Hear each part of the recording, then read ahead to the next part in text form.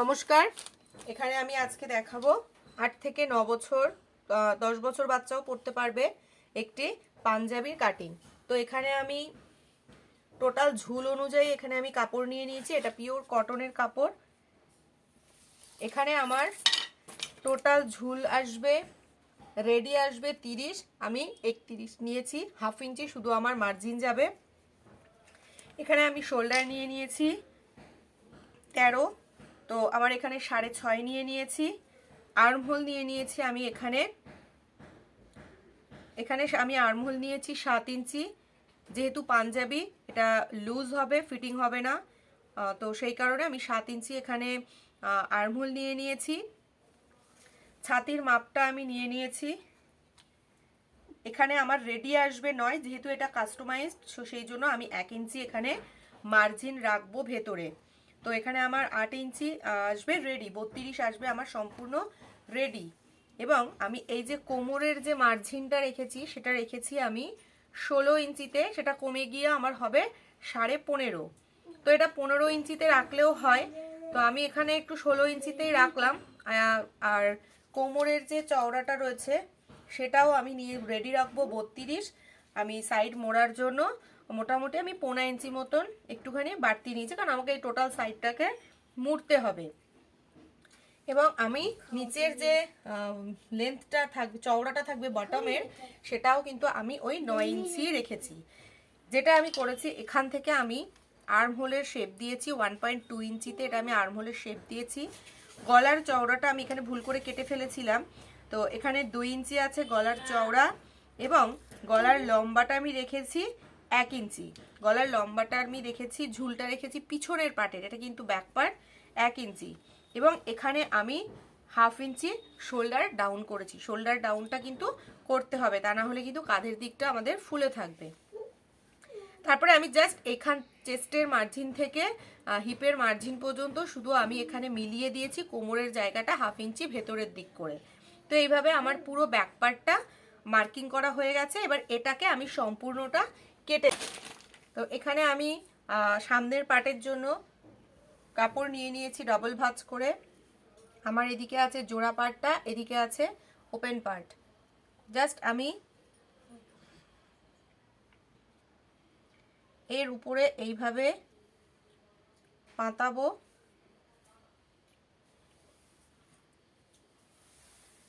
এইভাবে আমার এটা পাতানো হয়ে গেছে। আমি জাস্ট এর আউটসাইড থেকে আগে কেটে নেব। এটাকে পুরো এইভাবে আমি কেটে নিয়েছি। এবার যেটা আমি করব, এটা হচ্ছে আমার সামনের গলার। তো সামনের গলার আমি যেটা প্রথমেই করব সেটা হচ্ছে সামনের গলার ঝুলটা আমি আগে নিয়ে নেব। তো সামনের গলায় এখানে আমি 3 ইঞ্চি ঝুল রাখছি।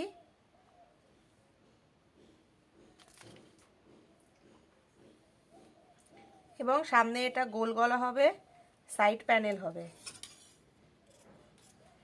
তো এটাকে আমি এইভাবে গলাটা কেটে নিচ্ছি। কেটে নিয়ে এটাকে আমি পাতিয়ে নেব। যেহেতু এটা আমার উল্টো দিক করে আছে, তো এটা হবে আমার সোজা দিক, এটা হবে আমার সোজা দিক। তো আমি 3 আর 8, 8, 9, 10, 11, তো এখান থেকে 11টা আমি নেব না, এখান থেকে আমি নিচ্ছি 8 ইঞ্চি। 8 ইঞ্চি 8 ইঞ্চি আমি এখানে ঝুল নিচ্ছি। এবং এর যেটা হাফ আসবে, যেটাই আমার কাছে হাফ আসবে, তো এখান থেকে একদম এখান থেকে পুরো মার্ক করে নিলাম। এখানে আমার প্ল্যাকেট বসবে। এটা আমাদের সাইড প্যানেল করে, এরকম সাইড প্যানেল করে এটা হবে। তো এখান থেকে আমার এটা ওপেন করার হবে। সে চাইলে উপর থেকেও পড়তে পারে, নাহলে এখান থেকে ওপেন করে পড়ার জন্য আমার এটা হবে। তো এবার এটা হয়ে গেল। এবার আমি হাতা কাটিং করব।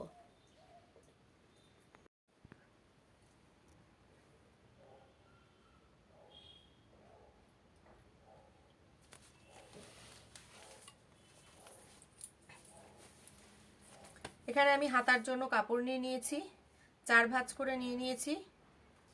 এটা ডাবল, এটা আমার জোড়া দিক, এটা আমার জোড়া দিক। হাতা আমার আসবে 20 ইঞ্চি লম্বা নিচ্ছি আমি।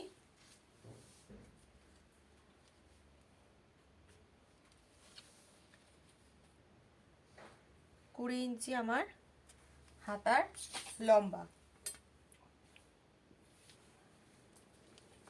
তো এখান থেকে আমি 7 নিয়ে নিচ্ছি, ডাউন করে নিচ্ছি আমি।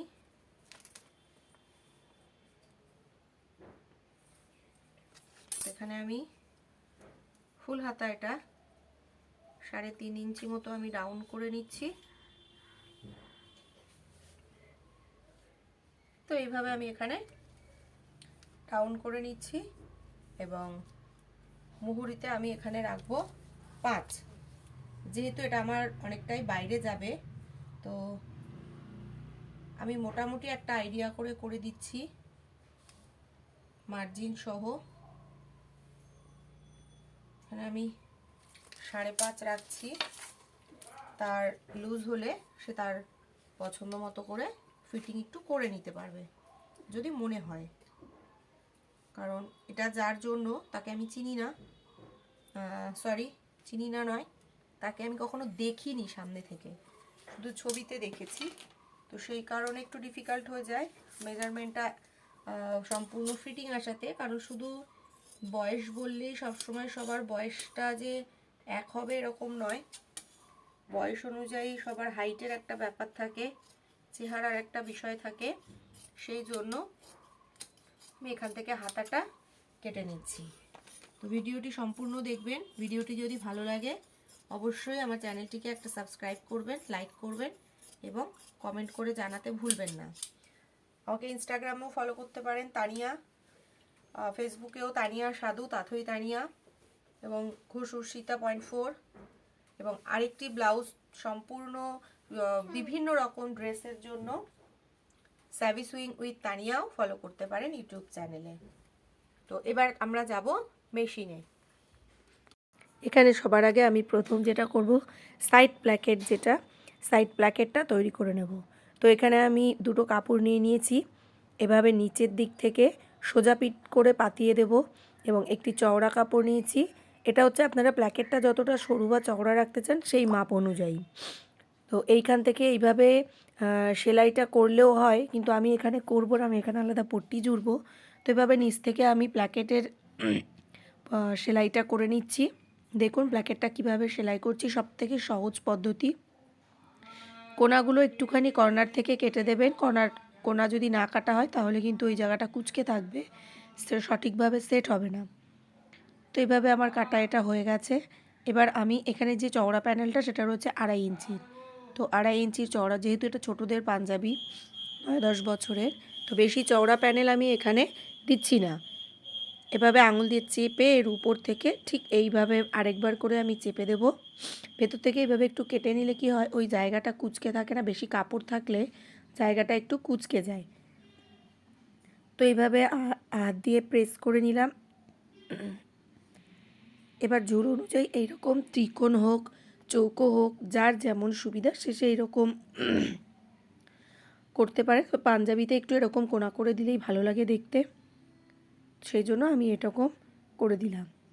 তো এই জায়গাটায় এসে আমি আগে এইভাবে নিচের পাটের সঙ্গে সেলাই করে নেব, ফিক্সড করে নেব এই জায়গাটা। তারপর আমি এই তীরের মতো যে পাঞ্জাবির নিচের দিকটা সেটাকে পুরোটা সেলাই করে নেব। তো এই জায়গাটা প্ল্যাকেট সেলাই করার সময় দুটো পার্ট কিন্তু অবশ্যই ভালোভাবে ধরতে হবে, না ধরলে কিন্তু পরে গিয়ে সেটিং হওয়ার সময় কুঁচকে যেতে পারে। এবার এই যে ওপরের দিকটা রয়েছে আমি এটা কেটে দেব এবং এই উপরের পোর্শনটায় আমি একটা কাপড় দিয়ে এই জায়গাটার পট্টিটা করে নেব। তো এই রকমভাবে যে শোল্ডারটা আমি যখন জোড়াবো তখন তো আমার একটা সাইডের পার্ট যেটা কিনা ব্যাক পার্টের সঙ্গে জুড়বে, কিন্তু সরু দিকটা, কিন্তু এই মোটা দিকটা তো জুড়বে না। তো এর ফিনিশিং আনার জন্য আমি আগেই এখান থেকে এইভাবে পট্টি জুড়িয়ে নিচ্ছি। তো এইবার এই জায়গাটাতে যেটা ছোট পার্ট রয়েছে সেই পার্টটা তো আমার পট্টি ব্যাক পার্টের সঙ্গে জুড়বে। তো সেই কারণে আমি ব্যাক পার্টের যে কাঁধ রয়েছে সেই কাঁধটিও একটু এরকম সরু করে পট্টি দিয়ে জুড়িয়ে নিচ্ছি, কারণ তাহলে যেই জায়গাটা আমরা ওপেন অ্যান্ড ক্লোজ করব সেই জায়গাটা সম্পূর্ণভাবে আমাদের পট্টি দিয়ে পাকা করা থাকবে, কাঁচা সুতো বেরোনো থাকবে না।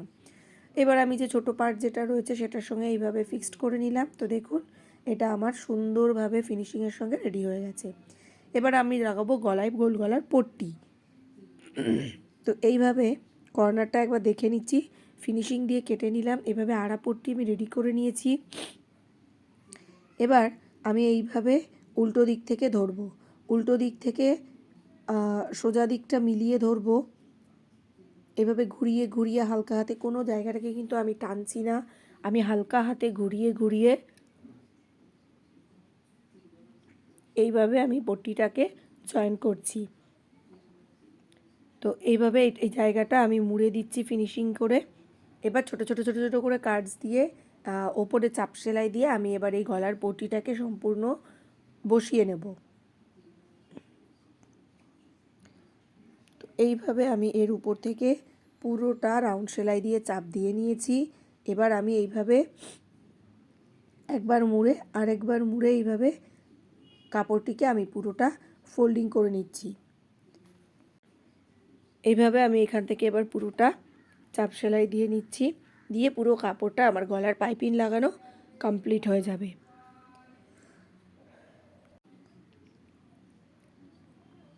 হালকা হাতে ঘুরে ঘুরে আমি পাইপিং দিচ্ছি। ভিডিওটি যদি ভালো লেগে থাকে অবশ্যই কিন্তু লাইক করতে ভুলবেন না, কমেন্ট করে জানাতে ভুলবেন না, এবং চ্যানেলটিকে যারা এখনও সাবস্ক্রাইব করেনি তাদেরকে সকলকে রিকোয়েস্ট করব চ্যানেলটি সাবস্ক্রাইব করে আল বাটনটি প্রেস করে দেবেন, এবং যারা অলরেডি সাবস্ক্রাইব করে রেখেছেন তাদেরকে অসংখ্য ধন্যবাদ।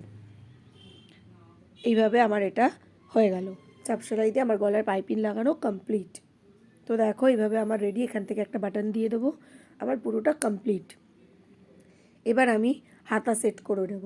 তো আমি আগে হাতা নিয়ে নেব, হাতার যেটা উল্টো দিক থাকবে সেই দিকে আমি এরকম সরু করে মুড়ে মোটামুটি 1.5 ইঞ্চি মতো আমি এইভাবে মুড়ে নেব। মুড়ে এর উপর থেকে আমি সেলাই দিয়ে নেব। তো এইভাবে এটাকে মুড়ে নিচ্ছি। এবার এইভাবে সোজা পিঠের ওপর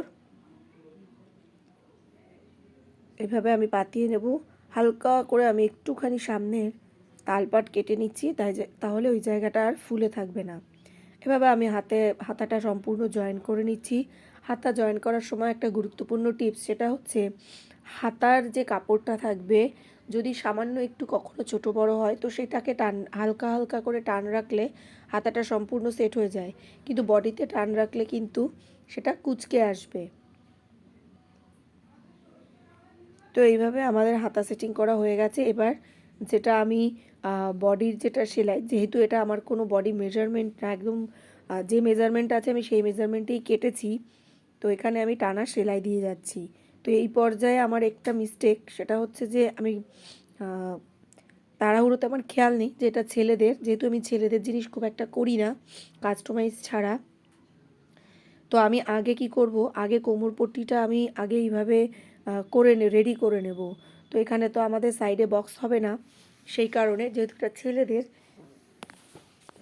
তো সেই কারণে আমি আগে এটাকে পুরো 2 সাইড এইভাবে মুড়ে নেব, যেটা সাইডের ফোল্ডিং হয় স্লিটে। আগে 2 পাশ আমি সম্পূর্ণ রেডি করে নেব, তারপরে আমি কি করব, বডির যে মেজারমেন্ট অনুযায়ী আমি এটাকে ফিটিং করব। যদি মেয়েদের হতো তবে আমরা এই জায়গাটাতে সুন্দর করে বক্স করতাম, যেহেতু এটা ছেলেদের সেই জন্য আমি এখানে বক্স করছি না। তো এইভাবে আমি পুরো পাশটা 2 পাশে আমি এই একই পদ্ধতিতেই কিন্তু সেই স্লিটটাকে বর্ডার দিয়ে নেব। তো এইভাবে আমি হালকা হালকা জাস্ট এখানে আমি যেরকম মার্জিন নিয়েছিলাম সেই অনুযায়ী কোনো এক্সট্রা কাপড় আমি এই জায়গাটাতে খাওয়াবো না। তো দেখো আমাদের রেডি হয়ে গিয়েছে। এইভাবে আমাদের পাঞ্জাবি সম্পূর্ণ রেডি। ভিডিওটি যদি ভালো লাগে লাইক করতে কিন্তু ভুলো না। যারা সাবস্ক্রাইব করোনি এখনও চ্যানেলটিকে সাবস্ক্রাইব করে নিও। এর উপর আমি ফেব্রিকের কাজ করেছি, সেই ঝলকও আমি তোমাদের দেখাচ্ছি। তো দেখে বলো কেমন লাগলো। এই ফেব্রিকটা কিন্তু উঠবে না একদম। আর কিছু জানতে চাইলে অবশ্যই কমেন্ট করো। সবাই ভালো থেকো, টাটা।